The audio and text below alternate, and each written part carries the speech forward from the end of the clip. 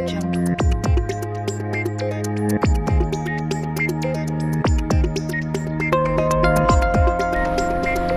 numéro de Place à l'invité dans Clin d'œil sur la santé. Chers tous, bonsoir et bienvenue dans cette émission.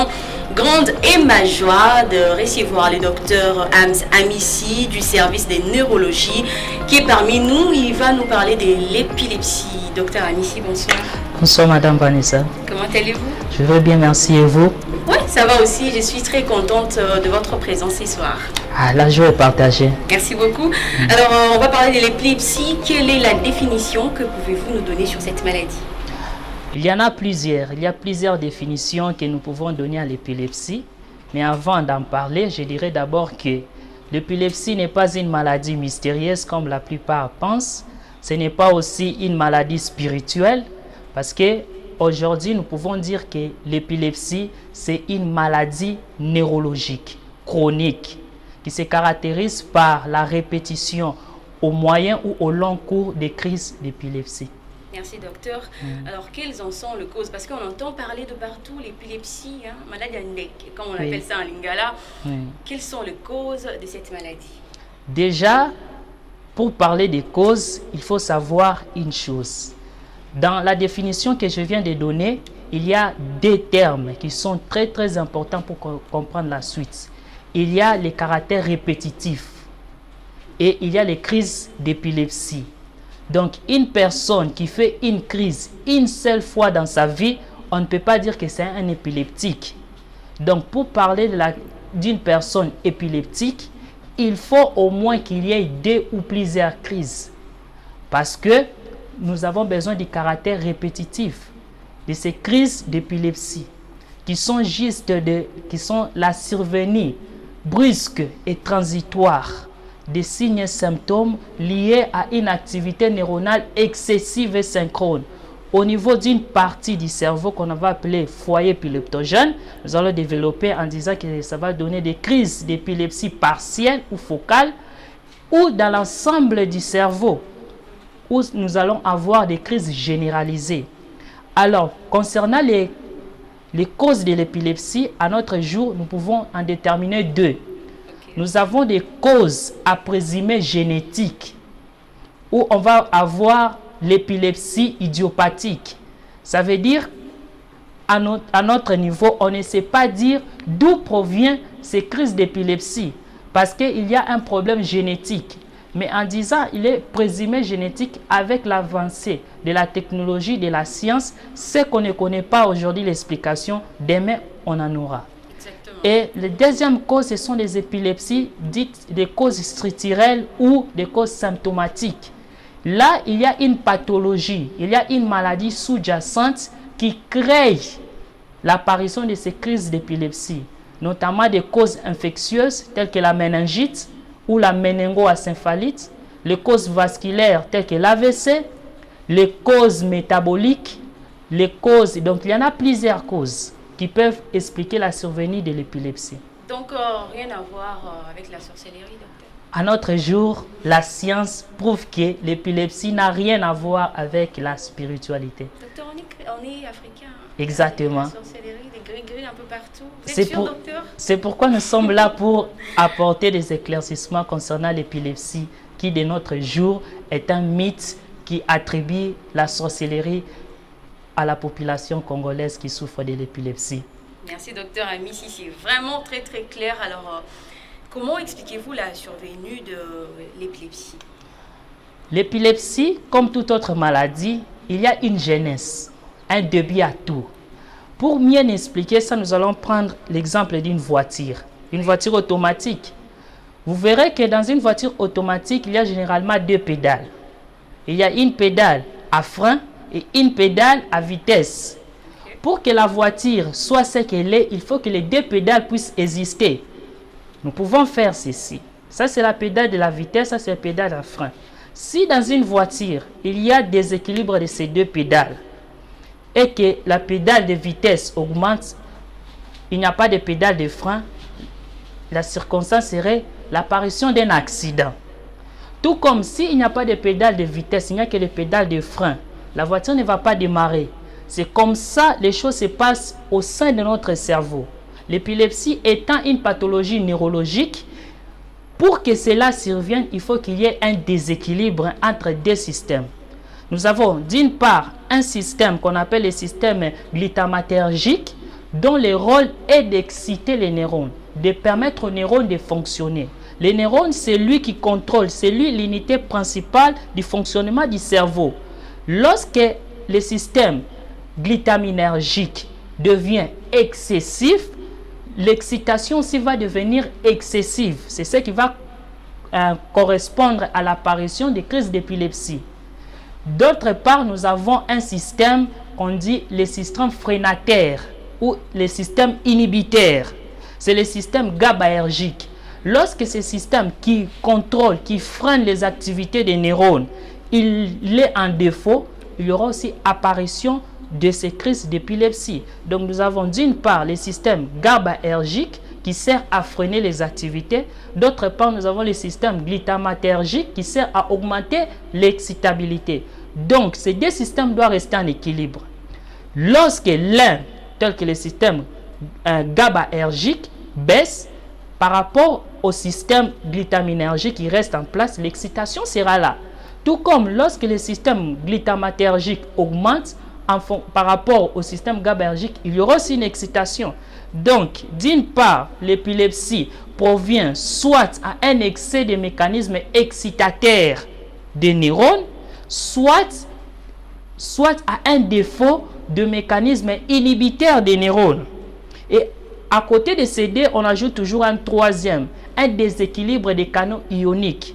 Ces trois causes vont permettre à ce qu'il y ait une activité neuronale excessive et synchrone, soit dans l'ensemble du cerveau, c'est ce qui va donner les crises d'épilepsie généralisées, soit au niveau d'un foyer localisé, qu'on va appeler foyer épileptogène. C'est ce qui va donner les crises d'épilepsie partielles. C'est là la genèse de l'épilepsie. Merci, docteur Amissi. Donc, messieurs et dames, il n'y a rien de sorcier dans cette maladie. Rien de la sorcellerie, en tout cas. Docteur Amissi, est-ce que l'épilepsie existe aussi en plusieurs types? Oui, l'épilepsie existe en plusieurs types. Mais suivant la manifestation, parce que nous avons dit les crises d'épilepsie, c'est juste la survenue brusque. On ne s'entend pas que la personne puisse présenter ces crises. Et ces crises sont transitoires, qui sont liées à des symptômes et signes dus à l'activité neuronale qui est excessive. Donc, d'une part, nous aurons des crises d'épilepsie généralisées et d'autre part, nous aurons les crises d'épilepsie partielles. Et en fonction de la manifestation qui est soit généralisée, ça veut dire que c'est l'ensemble du corps qui aura cette manifestation. C'est ce que même on dit dans les cités à Kangami. Vous voyez, donc ça, on va dire c'est les crises d'épilepsie généralisées. Mais à côté, nous avons aussi les crises d'épilepsie partielles. Là, ça n'intéresse qu'une partie du corps. Ça peut être la main. Vous voyez, ça peut être la main. Donc, en fonction des crises généralisées, des crises partielles, il y en a plusieurs sous-types dont nous n'allons pas tout développer. En parlant des crises généralisées, il y a ce qu'on appelle la crise la plus spectaculaire, la crise généralisée grand mal. Alors, c'est ce que les communs impliquent souvent à l'épilepsie, la crise grand mal. Lorsque cette crise fait surface, ça commence d'abord par un patient qui lance un cri. Il crie et ensuite il perd connaissance. Il perd la conscience. Il tombe et présente ensuite des secousses convulsives qui seront généralisées dans l'ensemble du corps avec succession de trois phases, la phase tonique, la phase clonique et la phase résolutive. Et pendant qu'il est en train de faire sa crise, il perd d'abord la conscience. Donc il ne va rien se rappeler dans tout ça. C'est pourquoi lorsqu'il va revenir à lui, il va présenter ce qu'on appelle l'amnésie post-critique. Il ne se rappelle de rien. Il va juste se retrouver par terre. Il ne sait pas comment est-ce que cela est arrivé. C'est pourquoi nous avons dit que c'est la survenue brusque. Donc la personne ne va même pas sentir que non, la crise vient. Non, il ne sent rien. Il se retrouve par terre. Et pendant qu'il est en train de faire sa crise, on peut assister à certains phénomènes qu'on appelle les phénomènes végétatifs.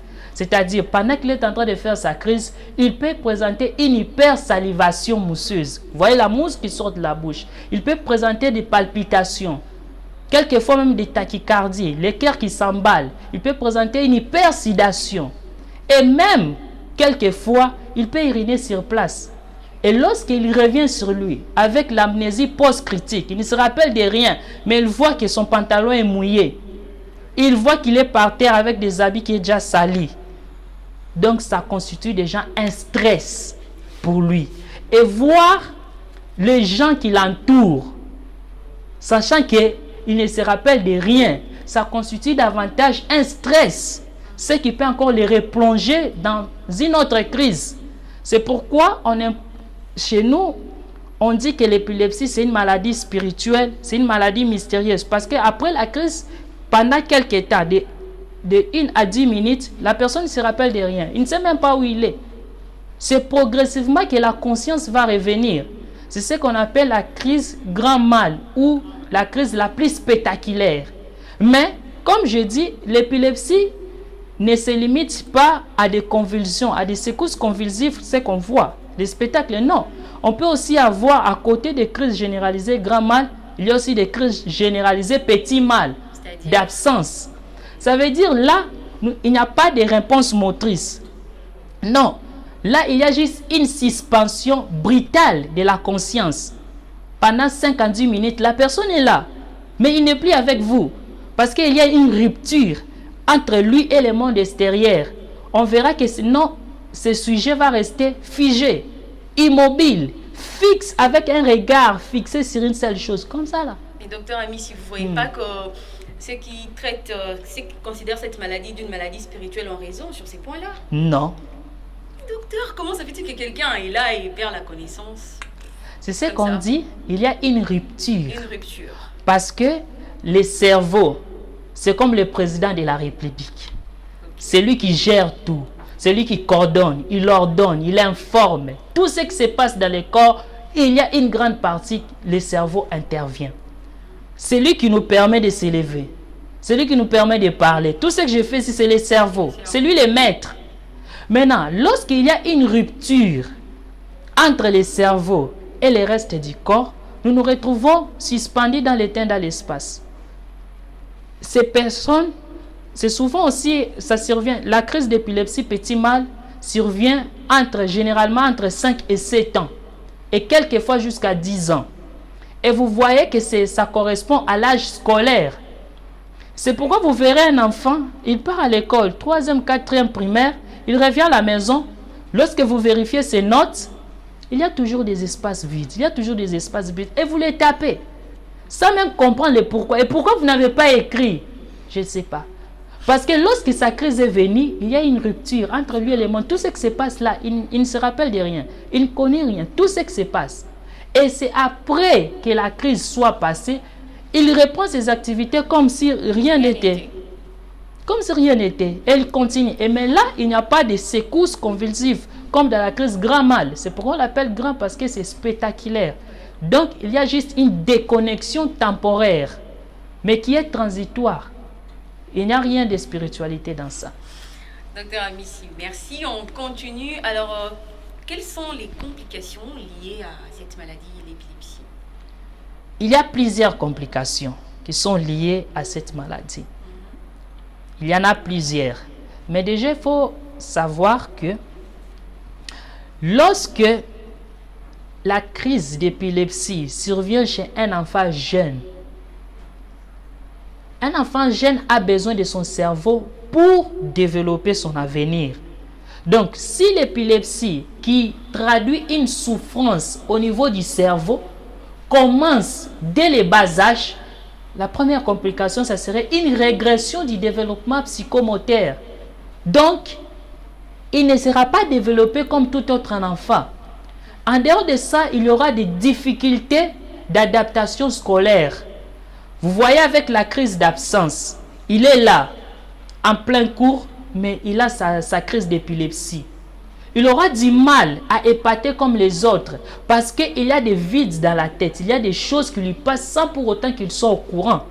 Il aura une difficulté d'adaptation scolaire. il aura aussi un retard mental. En dehors de ça, la complication que nous craignons le plus, c'est la survenue de ce qu'on appelle l'état de mal épileptique. Parce que généralement, lorsque les crises d'épilepsie surviennent, elles ne durent pas plus de 5 minutes. Parce que nous avons dit qu'il y a succession de 3 phases. Il y a la phase tonique, la phase clonique et la phase résolutive. La phase tonique en soi, elle ne dure que 10 à 20 secondes. La phase clonique ne dure que 20 à 30 secondes. C'est la phase post-critique, qu'on appelle aussi la phase résolutive, qui part de 1 à 10 secondes. Mais lorsque on fait l'association, la sommation de toutes ces secondes, de la durée que les crises fait, ça ne dépasse généralement pas 5 minutes. Mais lorsque vous voyez une personne qui fait une crise d'épilepsie et sa crise va au-delà de 5 minutes, on va appeler ça des crises d'épilepsie prolongées. Là, on peut encore tolérer. Mais lorsque la crise se prolonge pendant 30 minutes, là, c'est une urgence. C'est ce qu'on appelle état de mal épileptique. Lorsque la crise se prolonge pendant 30 minutes ou elle se répète en dehors de ces 30 minutes, il y a plusieurs crises et pendant lesquelles le patient ne recouvre pas la conscience. C'est ce qu'on appelle l'état de mal épileptique. C'est vraiment une complication à craindre chez des patients qu'on va appeler épileptiques. D'accord, docteur. Est-ce que l'épilepsie est contagieuse? Si oui, sur quel point? Non, l'épilepsie n'est pas contagieuse. Ah, mais deux fois là, quand quelqu'un tombe, on dit non, ne vous approchez pas si... Oui, c'est ça, c'est ce qu'on dit. C'est des mythes. Ok. Parce que nous avons dit il y a des causes. Il y a des causes à présumer génétiques. Ça peut partir en fonction de la descendance d'une famille. Parce que c'est des gènes qui se transmettent d'une personne à une autre. Mais il y a aussi des causes symptomatiques. C'est la maladie, la méningite, vous voyez, l'AVC. Tout cela n'est pas contagieux comme tel. Donc l'épilepsie, dire que c'est contagieuse, non. D'accord, docteur. Alors si nous vivons avec une personne atteinte de l'épilepsie pendant sa crise, qu'est-ce qu'on doit normalement faire? Pendant la crise, il y a des gestes qu'il faut faire. Premièrement, il faut d'abord assurer la sécurité de la personne en question. Parce que vous voyez, je vous ai dit, lorsqu'il fait une crise d'épilepsie généralisée, il y a perte de la conscience. Il peut tomber n'importe où et n'importe comment. Vous voyez, ça ne prévient pas. Contrairement aux crises d'épilepsie partielle dont je n'ai pas encore parlé, ça ne prévient pas. Donc, lorsque la crise survient de manière brusque et transitoire, la première des choses qu'il faut faire, il faut mettre les patients dans une position de décubitus latéral de sécurité. Le mettre de côté. Pourquoi? Il y a des phénomènes végétatifs qui surviennent. L'hypersalivation, par exemple. Vous voyez? Des sécrétions bronchiques. Tout cela peut empêcher à ce que le patient qui est en train de faire sa crise de pouvoir bien respirer. Donc, en les mettant en position de décubitus latéral de sécurité, on permet à ce que les sécrétions bronchiques soient évacuées. Contrairement si on les laisse en décubitus dorsal, c'est-à-dire il est couché sur son dos, cette sécrétion peut passer et créer ce qu'on appelle le syndrome de Mendelssohn et les tuer par noyade du poumon. Voyez. Donc la première des choses, il faut mettre les patients en position latérale de sécurité. Après cela, il faut sécuriser sa langue. Parce que lorsqu'il est en train de convulser, il peut se mordre. C'est pourquoi si vous n'avez pas de canule de Guedel, de maillot, vous pouvez même utiliser les bics. Ou bien même une cuillère. Vous voyez, non, la lame de la cuillère, vous pouvez utiliser... Séparer les dents. Voilà, exactement, vous avez compris. Pour éviter à ce qu'il puisse se mordre. Parce que la langue que vous voyez, c'est un organe qui est très cher pour l'être humain. C'est ce qui nous permet d'articuler les sons, qui nous permet de parler. Maintenant, imaginez qu'il a un problème qui se mord. Et attendre que sa crise passe. D'accord, docteur. Mais concernant cette maladie, par rapport à toutes les causes que vous avez données, est-ce qu'il y a possibilité de mettre en pratique quelques méthodes de prévention contre cette maladie? Oui, il y en a. La première des choses, il faut faire la psychothérapie. Il faut traiter au moyen de la parole. Vous voyez, depuis le début, vous n'arrêtez pas de me dire que l'épilepsie, c'est une maladie spirituelle, mystérieuse. Il faut parler à la personne épileptique. Sachant qu'on parle d'une personne épileptique lorsqu'il a fait au moins 2 crises d'épilepsie dans un délai de 5 ans. Comme aujourd'hui, nous sommes en 2022. Si entre 2017 et 2022, ça fait 5 ans, pendant cet intervalle de temps, il a présenté 2 crises. Là, c'est un épileptique. Vous voyez? Donc, si vous êtes sûr que la personne est épileptique, il faut parler. Il faut lui montrer que l'épilepsie n'est pas un tabou comme soi, n'est pas une sorcellerie comme les autres l'attribuent, n'est pas une maladie mystérieuse ou spirituelle. C'est comme toute autre maladie, sauf que ça touche le cerveau. Et comme le cerveau remplit toutes ces fonctions-là, et la manifestation de l'épilepsie serait en rapport avec ces fonctions. Donc, il faut rassurer la personne en question. Il faut rassurer la personne, parler, lui mettre à sa place, lui donner du réconfort. Parce que parmi les complications, lorsque la crise survient, par exemple, nous prenons un élève, hein, la crise survient en pleine récréation. Et à l'école primaire, c'est toujours des gens qui sont très curieux. Hein. Ils sont très curieux, ils vont savoir, ils vont les traiter de tous les noms. Oui. Donc, les expliquer que non, ce qui arrive, c'est parce qu'il y a un problème qu'il faut chercher à contrôler. Donc, il faut faire une bonne psychothérapie. Rassurer la personne concernant sa maladie. Et ensuite, il faut faire une bonne sociothérapie. Parce que l'épilepsie pour les autres, ah non, ne l'approchez pas. Vous voyez, non, l'épilepsie peut être contagieuse. Oui. Ça travaille déjà dans la psychologie de son entourage. Donc, il faut l'aider à intégrer la société et à expliquer à la société comment vivre avec une personne épileptique. Parce qu'il y a des facteurs déclenchants de la crise d'épilepsie, tels que les moments de stress. Vous voyez, s'il se sent délaissé, il se sent ignoré par son entourage, par la société, cela va constituer des stress en lui qui peuvent déclencher la crise. Donc, ce sont là les 2 moyens qu'on peut prévenir la survenue des crises d'épilepsie. Mais il y a un 3e moyen qu'on parlera lorsqu'on va aborder le point sur les traitements. Sur les traitements. D'accord, docteur. Comme vous avez quelque part là parlé de facteurs, est-ce qu'il y a, à part la stress, bien sûr, est-ce qu'il y a d'autres facteurs qui influencent l'apparition de l'épilepsie? Oui, tel qu'une forte lumière. Ah, vous voyez, tel qu'une forte lumière, ça peut déjà créer en lui le stress et déclencher la crise d'épilepsie. D'accord. Merci, docteur. On va prendre les derniers points qui est les traitements. D'abord, est-ce que l'épilepsie est curable? Dire que l'épilepsie est curable, je ne vous confirme pas à 100%. Parce que déjà, nous disons que c'est une maladie qui est chronique. Une maladie chronique, c'est difficile à guérir. Mais, suivant l'évolution de l'épilepsie peut guérir de manière spontanée. Donc, une personne épileptique peut avoir des évolutions possibles. Une qui est favorable et l'autre, bon, c'est triste de le dire, mais qui n'est pas favorable. Donc, si les crises d'épilepsie commencent dès le bas âge, il y a des pourcentages très élevés pour que cette épilepsie guérisse. C'est ce qu'on va appeler l'épilepsie âge dépendant. Vous voyez? Donc, vous verrez un addict qui vous dira, non, moi quand j'étais jeune, je faisais des crises d'épilepsie. J'étais épileptique, mais depuis que j'ai tel âge, je n'ai plus jamais fait des crises d'épilepsie. Là, ça guérit spontanément. C'est ce qu'on appelle l'épilepsie âge dépendant ou épilepsie résolue ou encore épilepsie guérie. C'est ce que nous souhaitons à tous nos frères et sœurs. Mais de l'autre côté, il y a l'évolution qui n'est pas favorable. C'est-à-dire, l'épilepsie persiste. Même si les crises n'arrivent pas chaque jour, chaque mois, chaque année, mais lorsque c'est déjà dans cet intervalle de 5 ans, on dira que c'est une épilepsie qui est active. Voilà, là c'est l'évolution.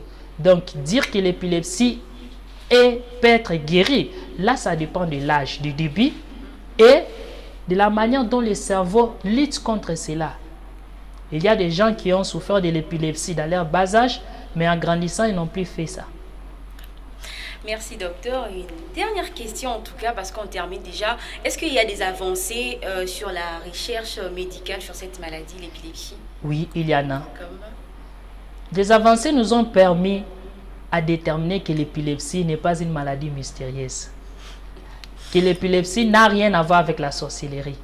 Okay. Bien que l'épilepsie, son diagnostic est essentiellement clinique, mais il y a l'invention de l'EEG, donc électroencéphalogramme, qui nous permet de détecter très tôt qu'une personne est épileptique. Parce que ça nous permet de voir des anomalies concernant les ondes. Vous voyez, donc, concernant l'activité des neurones, concernant son activité en général. On peut dire que non, là, il y a une activité excessive dans telle zone. Prenons par exemple le cas de l'épilepsie partielle. Vous voyez, l'épilepsie partielle, nous avons dit, c'est lorsque c'est localisé dans un foyer qu'on appelle le foyer épileptogène. Le cerveau en soi joue plusieurs fonctions. Ça nous permet de marcher, c'est ce qu'on appelle la fonction motrice. Ça nous permet de sentir, la fonction sensitive. Ça permet aussi d'avoir la mémoire et tout. Vous voyez, non? Lorsque l'épilepsie se localise dans un foyer qui s'occupe de la motricité, c'est-à-dire qui nous permet d'avoir la marche, les mouvements volontaires, tels que dans les cas des crises de Dravet-Jackson. Vous voyez? Là, l'épilepsie, comment est-ce que ça va se manifester?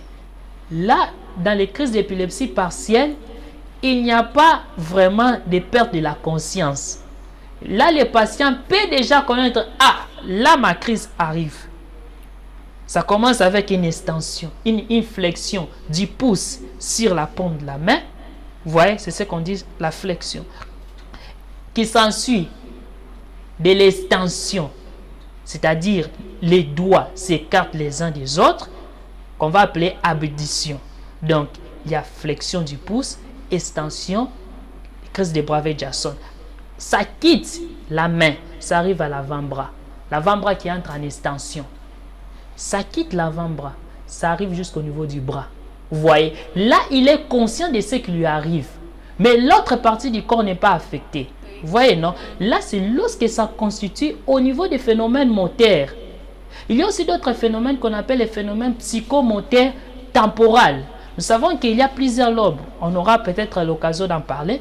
Il y a plusieurs lobes qui s'occupent de plusieurs choses. Peut-être les lobes temporaux qui s'occupent d'une grande partie de la mémoire. Vous voyez, lorsqu'il y a un dysfonctionnement qui se passe à ce niveau-là, comme mon maître docteur Caput aime toujours lui dire, il y a un chivundu qui s'installe à ce niveau-là. Vous voyez, la personne, sa crise d'épilepsie n'aura rien avec les secousses convulsives et tout. Il aura ce qu'on appelle l'impression du déjà vu, du déjà connu, du déjà vécu, l'impression de vivre dans un film. Vous voyez, là, il n'y a rien au niveau moteur. Donc, on peut dire que cette personne n'est pas épileptique, vous voyez, non? Mais avec l'EEG, nous pouvons voir que non, dans telle zone du cerveau, il y a une activité neuronale qui est excessive. Et ça nous permet de dire, de confirmer une épilepsie qui est infraclinique. Donc, l'avancée concernant l'épilepsie, c'est l'EEG. Vraiment, c'est très clair, docteur Amissi. Une dernière question. Je pensais qu'on allait finir par là, mais tout ce que vous avez parlé m'a inspiré. Est-ce qu'un épileptique peut vivre normalement ou il y a peut-être certaines choses qu'il ne doit pas faire? Comme quoi, par exemple? Un épileptique, c'est une personne comme tous les autres. Vous voyez? C'est juste qu'il a eu la malchance d'avoir l'épilepsie. Okay. C'est là ça nous permet aussi de parler directement du traitement. En fait, les traitements par la psychothérapie et la sociothérapie, il y a les traitements à base des antiépileptiques. Ces antiépileptiques ont pour action non pour guérir l'épilepsie, mais de contrôler l'épilepsie. Vous voyez, comme chez les asthmatiques, ils ont toujours le salbutamol. Vous voyez? Voilà. C'est pour les aider à contrecarrer l'action de construction des bronches, pour que la crise d'asthme ne puisse pas survenir. C'est comme chez les épileptiques. On donne les anti-épileptiques qui ont une action principal de contrôler l'épilepsie, d'empêcher à ce que les crises d'épilepsie puissent survenir, soit en renforçant l'inhibition GABAergique. Vous vous rappelez, non? Oui. En renforçant l'inhibition GABAergique, soit en diminuant l'excitation glutamatergique, ou soit en stabilisant les canaux ioniques qui créent un problème. Donc, toutes ces situations nous permettent de contrôler l'épilepsie chez une personne qui en souffre. Et en dehors des antiépileptiques, il faut aussi contrôler les facteurs que nous avons cités, les facteurs qui peuvent déclencher la crise d'épilepsie. Et là, la personne peut mener une vie normale. Bien que l'épilepsie n'est pas guérie puisque c'est une maladie chronique, mais il peut vivre normalement, sans crainte, lorsqu'il respecte le mesure d'éviter certains facteurs déclenchants et il prend régulièrement ses anti-épileptiques. Merci beaucoup, docteur Hams Amissi. C'était vraiment un réel plaisir pour nous de vous recevoir sur notre plateau, ici à Télé Plus. Un mot de la fin. L'épilepsie n'est pas une maladie mystérieuse.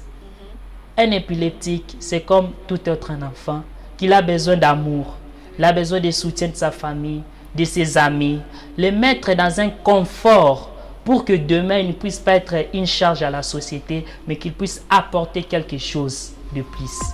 Merci beaucoup, fidèles téléspectateurs. Nous sommes arrivés pratiquement à la fin de cette émission. Clin d'œil sur la santé.